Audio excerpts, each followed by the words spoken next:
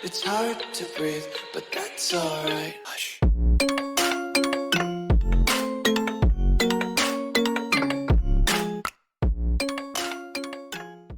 Hey, what's going on, guys? Welcome back to a new video. Now, if we just look at gold, I'm going to just recap it in terms of Wyckoff distribution. I'm going to show you my exact entry and why I entered everything I did. So on the daily time frame, you can see here that the overall price moved to the downside. We have seen high, we have a high, a low. Price came back up, created a high, created a low, created a high, created a low, created a high, created a low. Then price came back up here, created a high, and what we're expecting is obviously we got a double bottom here, equal lows. We have some sort of liquidity around here. So again, what we're expecting, either just with market structure alone, we're expecting a further price movements to the downside, right? So we could long-term target here if prices come down to these 1600 handles. So again, we're just overall looking for sales. When we go to the H4, however, we can see here that the overall, not overall, but if we look at this, right, we previously have a valid, sort of demand zone, and if you look at this, as a range, we can see it's a range created demand zone as well. So if we just drag this to the high to low, we can see the equilibrium lines up with this sort of imbalance and order block here. So I was looking for a sell as long as it was within this sort of region, but my preferred region was around this equilibrium of the range. So as you can see, price tapped into that on a smaller time frame, in which we'll go into now.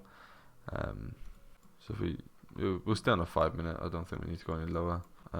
So yeah, now actually what I'll do is I'll go to the 1 minute and I'll explain to you where we could have entered, right? So as we know, it was a higher time frame point of interest, low time frame execution. Okay, so what we're looking at is simply for price to tap into this region before selling off. Now if we just look at this here, we can see here we did have a short-term reaction in which we could have capitalized on and actually targeted around this imbalance somewhere, or this here. And that would have been a nice trade, right? But it was very choppy, and I wasn't trading at this sort of time of day. But that there, you could have took this trade based off, previous markup, range, markdown, right? But as you can see, price came up to here, which we were focusing on at the time of taking this trade. And as you can see, price started to, make these highs and lows. And the reason why you're probably wondering, well, why didn't you take the trade off here if this tapped into the open? And the truth is because it didn't break any structural lows. We had this swing high low here, didn't get taken out, created a new low.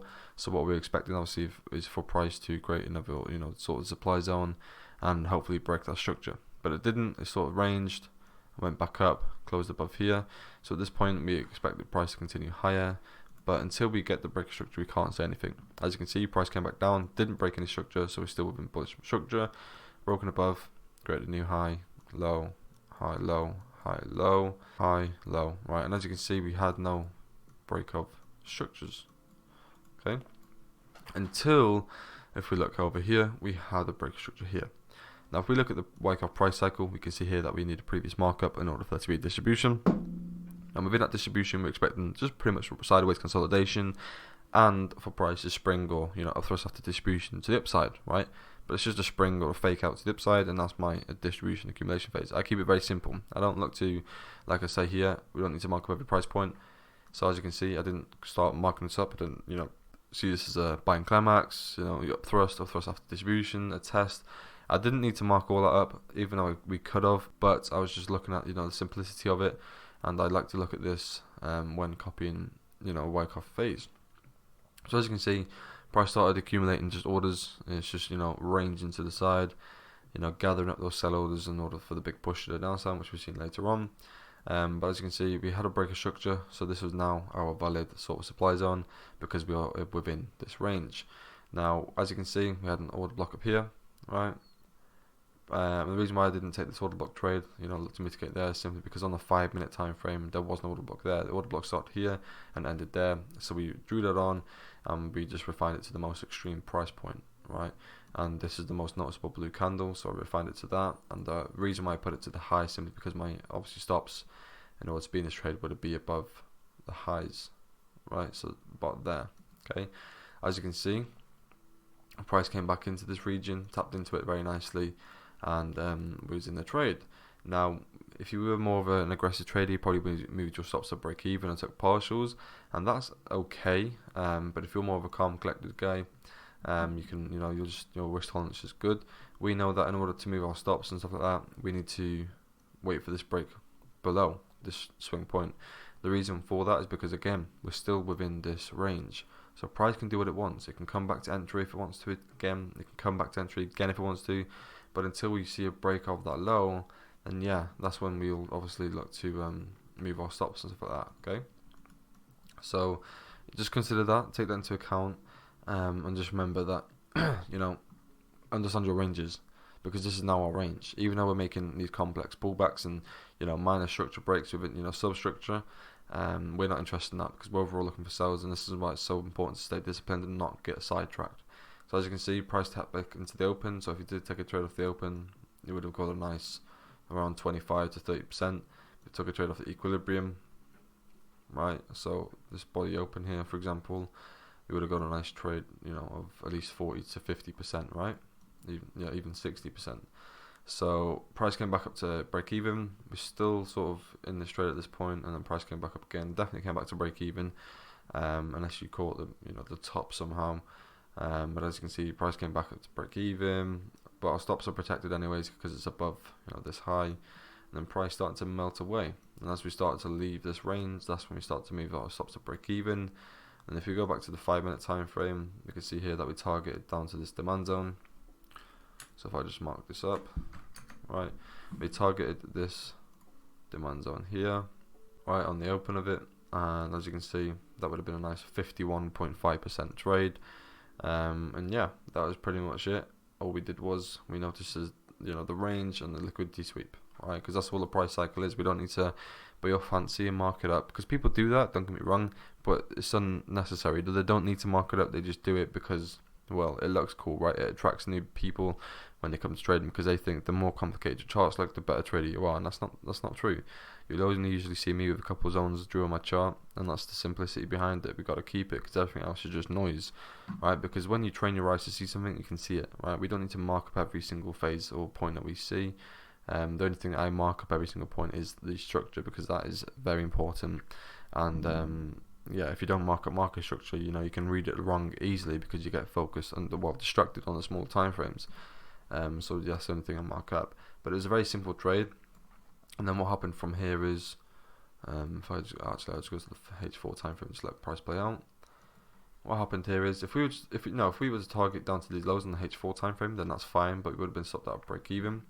However, if we just go back to the 1 minute time frame, or the 5-minute wasn't it we was on. So if you just go to the 5-minute time frame, right, you can see here the price came back to sort of our area.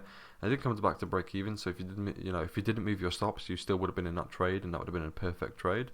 But if you did move your stops and you have your stops, above here or whatever, then that's fine. But when we, like I said, we trade imbalances and order blocks, we know that price could still tap into this imbalance.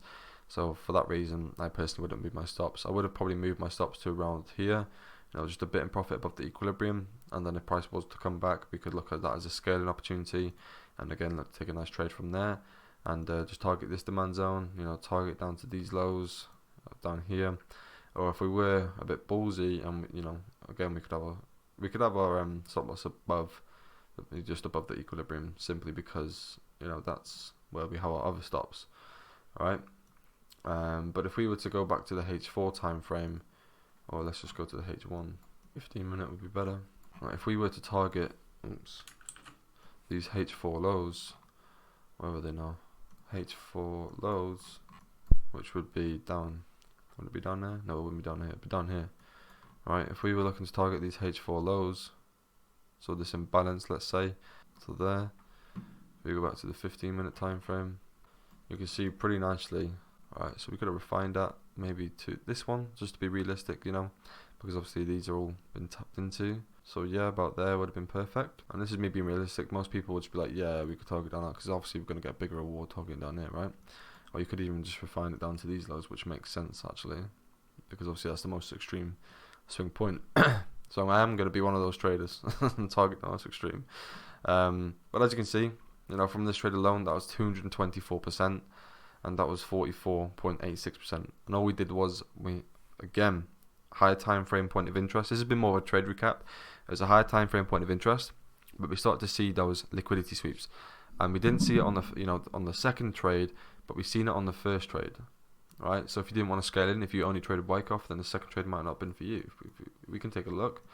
But you know, we can't see much of a range, and we can't see much of a liquidity sweep, right? But if we go over here, we can. So that again, this would have been the better entry, right, around here. But again, if you didn't include break structures, you could have took a trade off this order block here and looked to sell from there. But obviously we have to include break structures, because there's going to be sometimes we're going to get stopped out and stuff like that because we didn't include it. So if we do include it, then obviously it's going to be more of the high probability setups. And that's all you need to understand is order blocks, breaker structures, and ranges.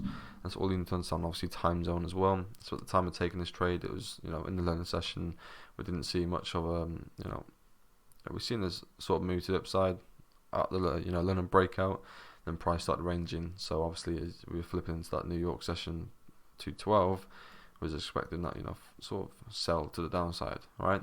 But yeah, just understand your ranges, order block mitigations, and you're pretty much good to go. But yeah, it's been quite a weird video. I don't know what you think of this one. Let me know. But it's more of just like, you know, if we just ignore the other trade and just focus on this 224% trade, that would have actually been a perfect setup, because we wouldn't have moved our stops to break even until we had broken this low, if we understand our ranges. And that's been the more of a calm composite man, right? But if we're more of a aggressive composite man, this a fictional character who plays aggressively in this game, then we probably would have moved our stops and been taken out of break even.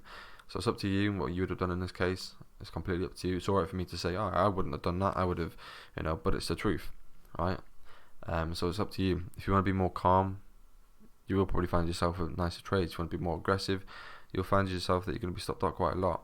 But it's okay, because if you're more aggressive, then you are going to be taking those more trades. So it's going to balance out nicely if you're a calm guy as well, I suppose, right?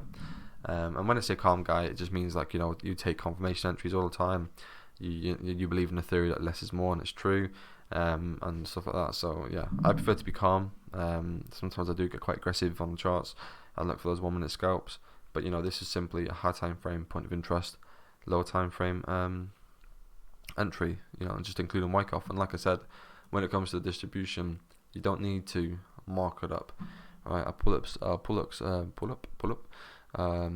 some examples. Sorry. So this is obviously our resistance and support, right? But as you can see, if we just take a look at this, we can see here we have a high. We see a bit better on there. Let's go to the 5 minute. So obviously we got the buying climax, up thrust, UTAD, right? Up thrust, UTAD, and a test. And this here test is our test. Okay. So you could have mitigated an order block on a small time from here. Or again, when price starts to create those last point in supplies, which is here and here, these are the last points in supply. So this is why I focus on the most extreme and order blocks and stuff like that, because it's the last point. But as you can see, last point in supply in which there is any supply left, because there's no supply left above here, because it's already been tapped into.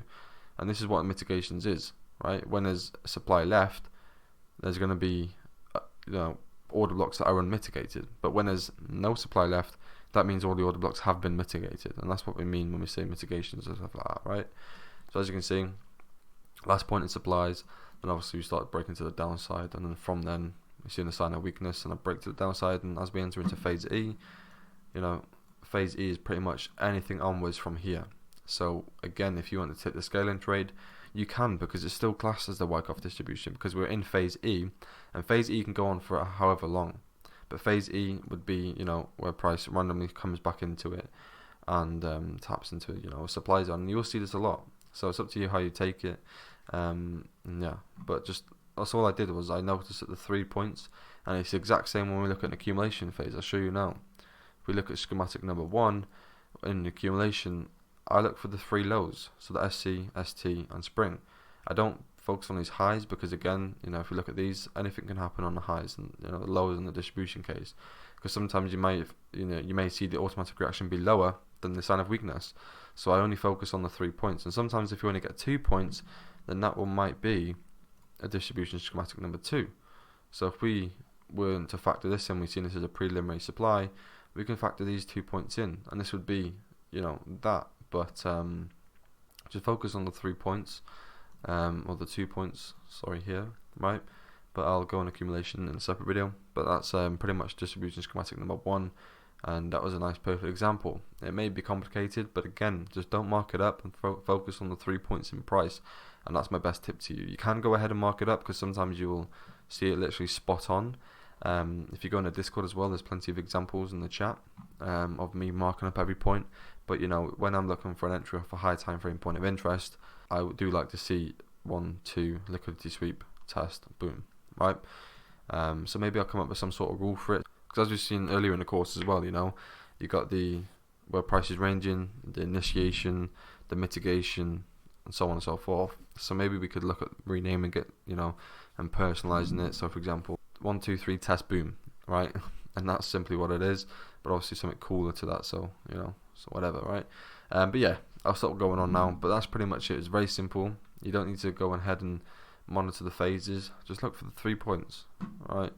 And then on the third point you should see a break of structure, and this is classed as when I say point, I mean, like, you know, if we look at the UTAD and test, that's still phase C. So what you're seeing within here and here is your phase C, right?